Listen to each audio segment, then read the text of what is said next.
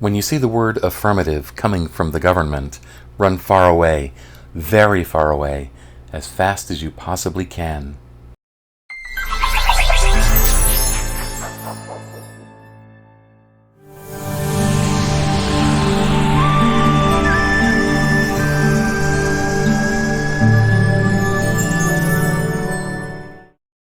At this moment in our nation's history, whenever you see the word affirmative in someone's discussion about how to fix things, you can be sure that the person is about to suggest something very, very racist, or very, very sexist, or both, or worse. Affirmative action, for example, it's active discrimination by government agencies against, in particular, white people, and also against men, and most specifically white men.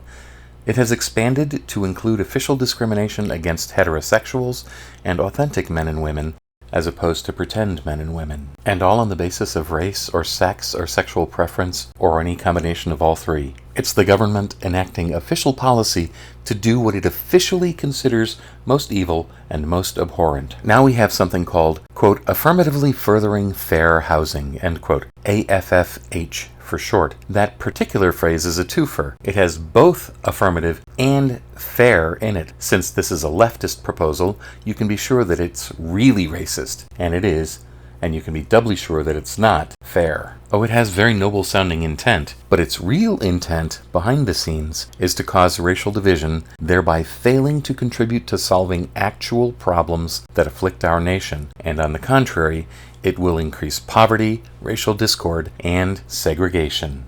Segregation, when it was in effect in the South, came from the left and the Democratic Party, and they've never abandoned the idea.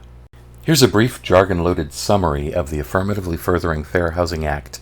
It comes from the Act itself. Quote, This proposed rule implements the Fair Housing Act's Affirmatively Furthering Fair Housing mandate, which directs the government to promote fair housing choice, eliminate disparities in housing, and foster inclusive communities. While building avenues for greater accountability, this proposed rule streamlines the required fair housing analysis for local communities, states, and public housing agencies, and requires them to set ambitious goals to address fair housing issues facing their communities, among other landmark changes. End quote. The bottom line of this semi-literate word salad is simple. The left understands that American cities are disaster areas. They're killing fields, especially for young black men. The cities are the inevitable result of leftist mismanagement and idiotic policy. Remember, American cities have been run by the left for decades now, and they've degenerated into the hellscapes we see today. Hellscapes in which there are vast areas in which American citizens dare not show their faces for fear of being violently assaulted in some way by other American citizens. But these are hellscapes that vote overwhelmingly for Democrats in elections. So the Democrats want to spread this catastrophe into the suburbs, hence affirmatively furthering fair housing, or actively further whacking us, the people. The way they'll do this is not complicated. Every community in the nation that accepts federal funding for anything will have to construct what the government considers, quote, fair housing, end quote. The criteria to comply with this directive will entail oversight by government bureaucrats who will be sure that every town in the nation will install racially segregated enclaves guaranteed to maximize racial strife, even in what were once quiet, safe communities. It means the construction of the projects in every town in America. Serious questions. When has that ever worked? When has that ever meant anything other than shoehorning poor people into more affluent areas? When has that not meant building projects? Those things that have always ended up as violence-riddled hellholes, small enclaves that resemble third-world poverty-stricken areas more than anything else. Obviously, no town or suburb needs or wants any of that, nor even do the people this is supposed to help, poor non-white Americans. But even if this were to work, despite decades of such things inevitably failing miserably in American cities, American towns don't need it. Why? To illustrate, I have a brief story. When I was growing up, my small hometown was almost exclusively white. One day, when I was in about middle school, my school called an all-hands assembly, all students and faculty, at which we were told that 4 new students were coming into our school system, and they were black kids. The superintendent or principal or whoever was conducting this all-students and faculty assembly gave us a whole list of guidelines for how to behave, how to act, how best to make the new arrivals feel the most welcome possible. However, all this functionary really ended up accomplishing was to make this seem really like a big thing. when it wasn't big at all. The family arrived, the 4 kids came to school, it seemed odd for a day or two, and that was it. And it seemed odd only because of this stupid assembly called by stupid school administrators who, stupidly, assumed that we couldn't handle black students in our midst. If the school administrators had not held the assembly, nothing at all would have happened, except that the 4 kids would have come to school, made friends, graduated later, and that would have been it. But, thanks to that stupid assembly, the entire student body was walking on eggshells when the 4 kids arrived. And as I said, that lasted about 2 days before we all realized that it was just not any kind of big deal at all. The further lesson was simple too.